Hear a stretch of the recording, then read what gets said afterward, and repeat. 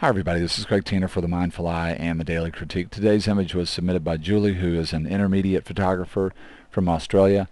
Julie says that she was out scouting around and this incredible light happened. She normally travels with her Canon 5D and a G10. She only had the G10. She took a couple of shots and it was all over. And she said that she would love to go back to this location and get the same quality of light, but she doubts that'll happen, and she says maybe there's a lesson in there. I think I'll talk a little bit about that in just a second, because Julie's already beating herself up over not having the camera that she would have really liked to shoot this with. Julie says that under questions and comments, she's not really happy with this side of the image, and she came in and sort of cloned these things out, but she was wondering if maybe the image should just be cropped from the right. Or what about a black and white conversion? Boy, I can really totally get what drew Julie's eye to this image. This quality of light, the storm light, is very powerful for its ability to create a real strong illusion of depth in an image in near and far. You almost always get what Julie is getting here. Things that are getting the light are very bright against a dark, brooding background, and things that are getting the light are very warm against a very cool background. And both of those things, the difference between light and dark and warm and cool, can create quite a powerful illusion of near to far, or form, or physical depth in an image. It also can have quite a bit of impact on the viewer at just the level of emotional or psychological impact, creating the feeling of very powerful depth there. Just obviously the idea of storm is a very powerful archetype, and we know this light as human beings big time, and it just affects us on a lot of different levels. The other thing I love about this image is I just really love this as a subject matter. Really powerful. The archetype of a road. The light at the end of the tunnel is a very powerful archetype. The mystery of this, even though there is light back here, it seems like it goes on much further, and it just seems like you could go into sort of, the dark forest or the magical forest or whatever, and so you can imagine that and sort of co-creating the story with Julie in the image. And I think, considering that, I think this part of the image could be a very powerful part of storytelling. A little bit unconventional, if we talk about traditional design, because it's kind of this split reality, but I think that could be very powerful. I think so much of this, what you do with this image in terms of a crop or keeping this or getting rid of it, it really just has to do with what are you trying to say and what's the context for the image. Obviously, if this is an editorial image about a person that lives here, and it's a double-page spread in a magazine, and maybe there's some copy here and here, this could be very powerful from a storytelling standpoint. Or maybe this image shows up in the context of a conceptual series of images about rural living, or about two different realities, or about getting there, or something based on traveling a path and showing up somewhere. If this is about the light, and that's all that it's about, and Julie's trying to show off the beauty of this kind of light, then I think this part of the image is going to do a lot better job of communicating that to the viewer. And considering that, I probably would, if that was my concept, crop this image from the right hand side. I'd come all the way over in on the tree, a little bit of an unconventional crop, somewhere like this. And once I did that, then I would start to do some other things to the image. Let me mention something else here real quick that's going to become a lot more powerful now that we've done the crop. The shape of the tree is going to become a lot more powerful. It's a real strong archetype. It has a real strong suggestion over and over again of a heart shape.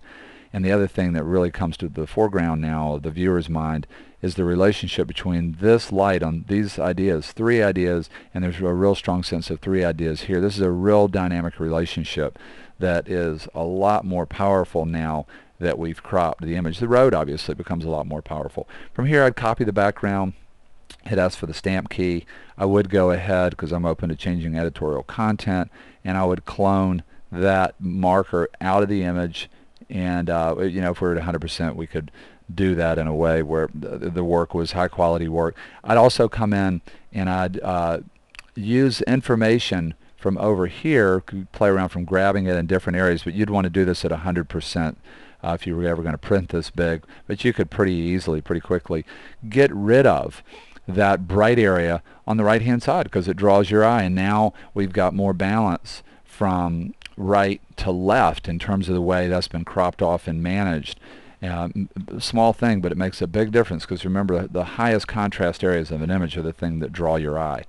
When I get to here, there are two basic things that I think of. One is making colors separate a little bit more. As much as I like this idea of the storm light, I like it on the tree, but if we make those evergreen trees that are further down the road go more to a green and get some of the red out of the blue, we can start to push more color separation, which should help the viewer stay with the image longer. Colors create spatial relationships that are very powerful. When colors separate in a way that's more clear to the viewer, it creates a feeling of different zones or different spaces within the image, and that can really help to slow the viewer down, both physically with the way they move their eyes and also psychologically. So I would come in now, copy that layer again, just go to the adjustment panel, and I'm going to go to color balance. If I want to get the red out of that green, then let's go towards cyan, and I'm not going to worry about looking at this in very much of a specific way. I'm just going to overcorrect.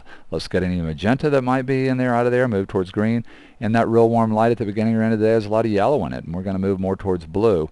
And then I'm going to go right back to my layers. I'm going to fill this mask with black. I'm going to hit B for the brush key. I'm going to be at 0 hardness on the brush to do this work. And I'm going to start at a low opacity, about 20%. I would want to be working at 100% here, but I'm not going to make a selection. I'm going to do this with the mask and the brush like a painter. And I'm going to come in, I'm going to add more green. If we go too far, it'll look wacky. But if we just push this a little bit more towards green, and we then come back in and get a little bit more of a feeling of blue. So let's just go right back to the adjustment panel, and let's go to color balance, create a new adjustment layer. Let's add cyan, and this time blue, like that. And then we're going to come back to the layers, fill that mask with black, brush key again, about 30% opacity, build it up slow, and just hit these areas that are blue up here. We're adding blue and we're adding cyan. We're essentially getting the red out of that feeling of blue. So it's going to move more towards blue, and again, I'd be at 100%, and I'd be a little bit more careful about how I'm applying this.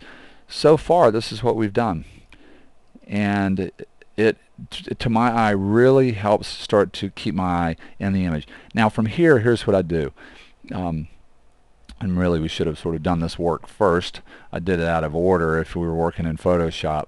The other thing that I might think about doing to this image, because I'm open to changing the editorial content, is I'm really interested in the idea of rhythm in images, and also creating relationships between subjects that are important, where they can rhyme each other or create visual pathways that are implied, that are congruent. You've got this real strong sense of this line and real strong sense of this line. The road comes in real flat here and pretty flat here, and it makes the space shape that is a lot more polygonal than this, which is a lot more of an ellipse or a circle. And what we could do to have a little bit of fun with the image and create more of a feeling of fluid movement on the road is, let's copy that layer right there, and let's go to the polygonal lasso, and let's make a quick selection, just kind of roughing it out here, about like this, and then let's hit Control or Apple J to put that up on its own layer. And now what we're looking at is just the road that we can work on there. Okay. Now what I'm going to do is I'm going to make that layer active by clicking on it. I'm going to go to Edit, Transform, Warp, and this bounding box is going to come up. That's going to let us start to push on this and pull on it to create more of a feeling of dynamic movement. And we'll only be able to sort of go so far with this, more than likely, and we could do it a couple of different times and play around with it in different ways, maybe warp the lower part of it, but let's just, for the sake of looking at it, just do that for right now. We'd have to come in and clean the edge up and stuff, but it'd be pretty easy to do. That's what I just did. And to my eye, just that subtle movement of pushing that in a little bit more, making it a little bit more with the congruent of the path and the tree, is really going to start to make the image more interesting. If we came in now and started to clean some of this up, and maybe even created more of a feeling of the ruts in the road going all the way through, and maybe stretching this dark area out, we could really, with some work, make the roadway here a lot more of an exciting part of the image that could really help to balance this top part along a diagonal in the image. So just a thought there. Warp is a tool that I use all of the time, and doing this kind of work where I take a part of an image and put it up on its own layer and rescale. Sort of intra-imaging compositing is something that I do quite a bit. Here's where we started without correcting the edges of the road, and here's where we are right now. Boy, there's a lot more we could do to it. It's a beautiful, beautiful image. I just love the fact that Julie's seen this really amazing quality of light, and I think Julie's being too hard on herself here. I think the fact that she had a camera at all is great, you know, and no-brainer, master of the obvious thing. If you want to shoot with a 5D, then just get into the habit. You just have it with you all the time. I know it's a heavier camera, but it's just something that you end up doing. Awesome image. I want to say a big thank you to Julie for sharing it with us on the Mindful Eyes Daily Critique. See you again soon, everybody.